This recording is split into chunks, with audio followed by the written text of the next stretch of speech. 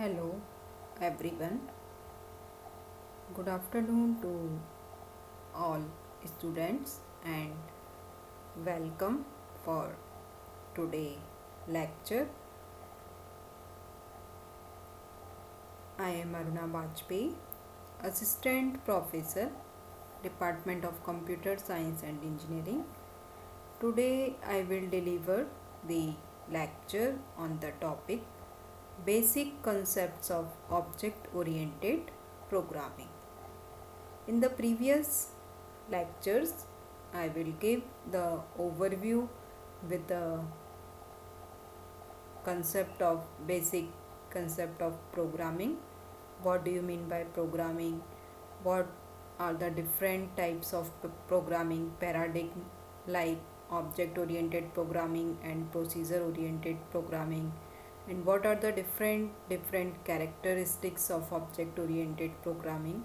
So on the basis of characteristics of different types of programming, we will also differentiate some points on the basis of that particular characteristic. So if anyone can ask you to give the difference between object oriented programming and procedure oriented programming, so you will give the answer according to the different characteristics of programming paradigm. So in today lecture we will discuss about the concept, or we can say features of object oriented programming. So outline of today lecture is: first, prerequisite of topic, means why we will study this topic, basic concepts of object oriented programming. And in the basic concepts of object oriented programming, there are different concepts or different features that are based on this programming methodology. Now in the next topic we will discuss the concepts in detail with one by one, and next content will be defined how student learning outcomes can be related to study of the basic concepts of this programming language. Now first topic of today lecture is why we will study the basic concepts of object oriented programming, or what are the prerequisites before studying this topic. So first of all, we have some basic knowledge, or we have some basic idea that are related to the concept of object oriented programming languages. So I already told to you what do you mean by object oriented programming. In object oriented programming language, we will mainly focused on the object, and object can be work together on the data and functions. So that particular combination or working together of data and function is called object, and object is basically defined into a terms of real world entity. So I discussed in detail all the concepts of object oriented programming. Now what are the basic meaning or basic concepts that are related to object oriented programming is, we will use this programming language for solving complex problem. And first, when we will solve the complex problem, first we will break them into smaller type of problems, and that particular problems is called object in object oriented programming languages. And object oriented programming is generally just it is defined into the form of all about the concept of like creating objects and how we will interact with the different types of object when we will create suppose different types of object. So how we can interact with the each other. So these points are defined in this programming language. And with the help of object oriented programming, our programmers will easily develop the programs, and that particular relationship that will exist between object and another object. So what are the relationship that will be developed in program with the help of C++ language. Now when we talk about the concept of object oriented programming, so basically we will focus on these four concepts because these are the main important concept of object oriented programming, like encapsulation, inheritance, abstraction, and polymorphism. So these are main features on object oriented programming. Basically this language is depend on these features. Now when we talk about the concept of object oriented programming, so what are the different concept or what are the features that are related to object oriented programming is defined into the term of like object, class, data encapsulation and abstraction, inheritance, polymorphism, message passing, and dynamic binding. So when we will talk about these features of object oriented programming, first or more important feature is object, and after object we will talk about the concept of class. So first we will discuss about the term object. I already discussed to you what do you mean by object.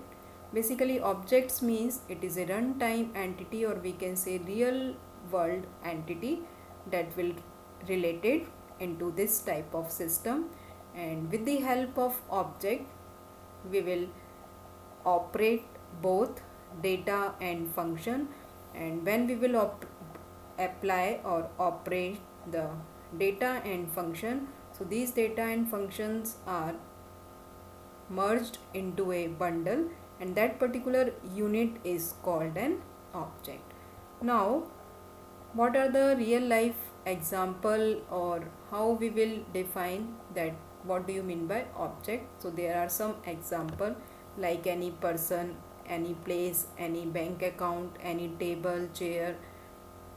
All these items are defined as an object.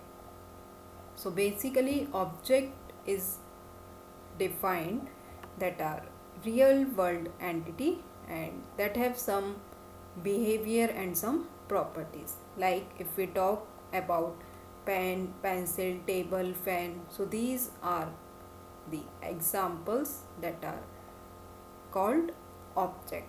Because if we talk about the table, so table has some width, some length, some color and shape. So with these attributes and with this property it will called object. Second concept or second feature of object oriented programming is class. So what do you mean by class? Basically class is a collection of object and the combination or collection of different types of object defined into a form of class. Or if we talk about the term of entity, like if we talk about the object, so object is a real world entity, but if we talk about the concept of class, so class is called as a logical entity, and that particular object contains data and code that will be manipulated with the help of the class also. In the particular set that will be defined data and the code of an object, it can be made a user defined data type. So that particular user defined data type is also give the explanation with the help of a class. So basically class is a combination or collection of a student. Like if we talk about your class like CS second year, third sem, and the batch will be divided into the term of like CSB1, CSB2, CSB3, CSB4. So what are the different types of characteristic of your particular object? Like objects are same like all the students that are studying in the computer science branch and second year. So all these students are in the class computer science and second year. But when we will talk about some properties, like section A can be defined from A to suppose T, section B will define on the basis of particular names like from E to N. So these are some categories. So we will differentiate our object, and that particular object is a collection, and when we will call the collection of object is called class. Now if we want to merge the student of EC branch, student of mechanical branch or student of civil branch with the student of CS branch, so that particular section or that particular class is not called as a computer science student class, because their attributes or their behavior are same in the purpose of like branch. So here the branch will be different, so similar type of objects will called as class. So we will not merge the students of CS with EC, ME or any other branch. Now what do you mean by data encapsulation? Data encapsulation is also the important concept of object oriented programming, the wrapping up of data and function into a single unit. So when we will wrap our data into a single unit, so the data and function into a single unit is called as encapsulation. So with the help of encapsulation, that particular data is not accessible to outside the world. Outside world means outside the function also, because the data that will wrapped in that particular function, so only that particular function will be accessed those data. Any other function will not access the outside of the function. And the combination or the insulation of the data, when we will directly access by the program, so that particular process is also called data hiding or information hiding, because with the help of data encapsulation we will hide our information or data also. So this process is called data hiding or information hiding. Like this is an example of encapsulation in C++, because encapsulation can be defined as an example, and the name of that particular example is class. Like if we talk about the class, so class is the combination of different methods and different variables. Like first we will define or declare the variables, then we will define the methods, and that particular methods will operate on this variable or in this data. So in this class we will combine or we will wrapping up of data and function into a single unit, and the name of that unit is called class. So it is the representation of encapsulation. Now we will discuss the next topic, abstraction. So what do you mean by abstraction? Basically abstraction means the act of representing essential features. Means we know about the essential features only, and we will know about the information that will related to the essential features, and without including the background details or explanation. Like if you will talk about the suppose driving a car or any type of operation that you will help to abstract the data or abstract some essential feature, so you will know about the concept for like detailing which type of engine is there in the car, and what are the different types of functions that will be defined to designing a car. But if you know only the features that are related for the concept of driving, so in this technology you will use this term abstraction. So basically abstraction का मतलब क्या है? जब आप abstraction की बात करते हैं तो background details या background में explanation क्या है या उसका detail क्या है, इसकी requirement आपको नहीं होती है, आपको केवल इसेंशियल फीचर जिस पर आपको वर्क करना है उसको रिप्रेजेंट करना होगा।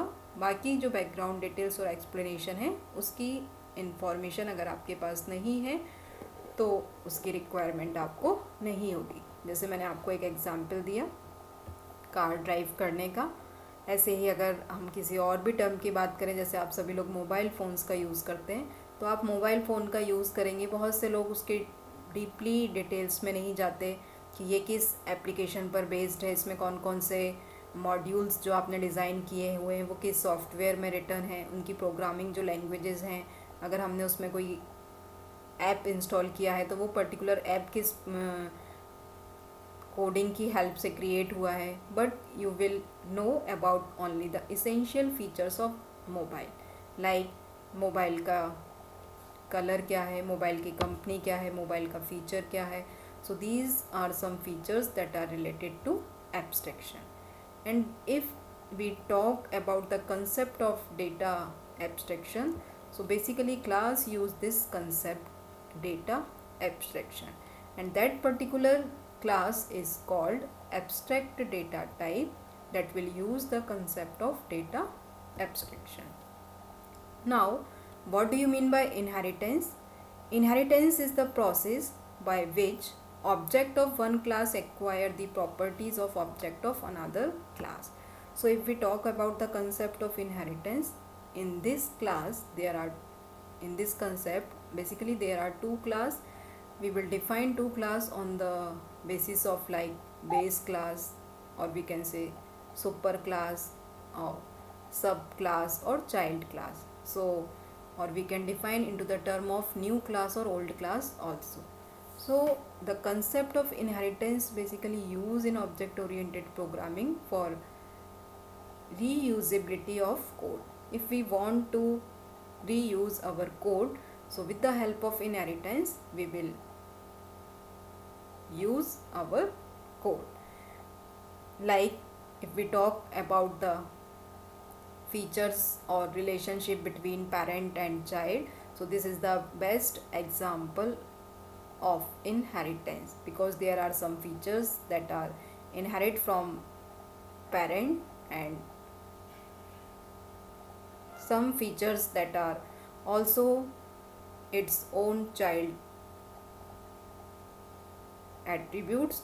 So in the child, when we will see about the features, so some features that are defined on the basis of its parent, or some features that are additional features to that particular child class.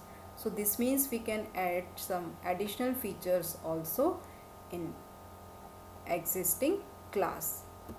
Now, like this is the example of inheritance. If we talk about any class, so here fruit is a representation of class. And if we talk about the concept of inheritance, so fruit can be defined into many categories like apple, banana, orange, guava. So with the help of the property parent child relationship, this relationship will also defined with the example of inheritance, because these are also based on this class. So this is called base class, or this is called parent class, and apple and banana are called child class, because some features that are used from the parent class. So this is an example of inheritance. Now if we talk about the term polymorphism, so what do you mean by polymorphism? Basically polymorphism is a combination of two words, and this word can be represented into a Greek word, poly and morphism.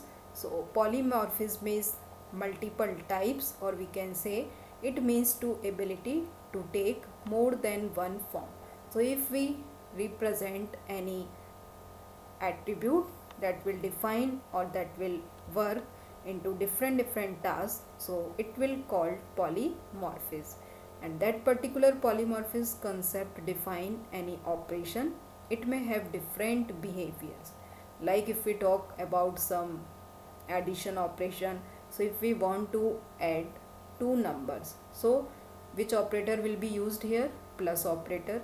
If we want to add three numbers also, so again we will use here plus operator. So plus operator can have different form. It also add two values, or it also add three values, or if we want to add two different types of string also, so it will concatenate the string.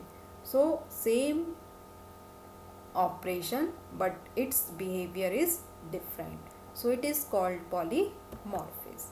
Like this is an example of polymorphism. Here the pic of a boy is represented. So now आपके mind में question arise हो रहा होगा, इस pick का meaning क्या है? इस पिक का मीनिंग में ये है, सपोज आपको इसको पॉलीमॉर्फिज्म के टर्म में रिप्रेजेंट करना है, तो इस बॉय की अगर मैं बात करूँ तो दिस इज ऑल्सो ए सन. सन की प्रॉपर्टी इसके ऊपर एप्लीकेबल होगी, मीन्स ये अपने फैमिली में रोल प्ले करेगा एक सन का. अगर ये स्कूल जाता है तो वहाँ पर ये एक स्टूडेंट का रोल फॉलो करेगा. सपोज़ ये मार्केट में कुछ आइटम परचेज करने जाता है तो वहाँ पर ये एक कस्टमर का रोल प्ले करेगा. So there are different roles that are defined with this boy. So this is called example of polymorphism. Now, what do you mean by the concept of dynamic binding? Dynamic binding basically related to the runtime polymorphism when the code will be executed and this code will be response into a term of function call. So it will be decided at runtime, not compile time process. So this process is defined as dynamic binding, and the detailed description of dynamic binding will be discussed when we will discuss the concept of polymorphism in unit 3. So all the types of binding and what is the difference between dynamic binding and static binding and compile time and runtime binding, so in detail we will discuss there. Now when we talk about the implementation of the dynamic binding, so in C++, if we want to implement the concept of dynamic binding, so with the help of virtual function we will implement the concept of dynamic binding. Next or last feature that will define on object oriented is message passing. So with the help of message passing, objects communicate with one another by sending and receiving information to each other. And when we will involve some message passing, it will involve some name of the object, name of the function, and information that will be sent with one object to another object. So with the help of this concept, if we want to communicate our different object with the sending and receiving information to each and every object, so this concept will be used. But there are some properties that will be used in this concept, like no name of the object will be specified, name of the function will also specify, and information to be sent. Like if we talk about the concept employee and bank, so there are two different types of object. If employee or any customer is also object, if any customer want to transact some amount from the bank, so we will discuss this example on the basis of message passing. Now these are some learning outcomes. With the help of basic concepts of object oriented programming, we will design our thinking ability, and with the help of this applications of concept, and that will relate to the topics and its taxonomical application. And if you want to study in detail, so reference book is Bala Guruswamy. This is important author Bala Guruswamy for object oriented programming with C++. So thank you to all for listening this lecture, and in this lecture I covered the topic what are the different features or different concepts of object oriented programming with its example. So in the next lecture we will discuss about the detailed concept of object and class, and how we will create an object and how we will create an class, and what are the basic structure of the program. So in the next lecture we will discuss some terms into the form of input output processing concept also. So these are the topic that are defined in unit 1. Thank you to all for listening this lecture. Good day to all. Thank you.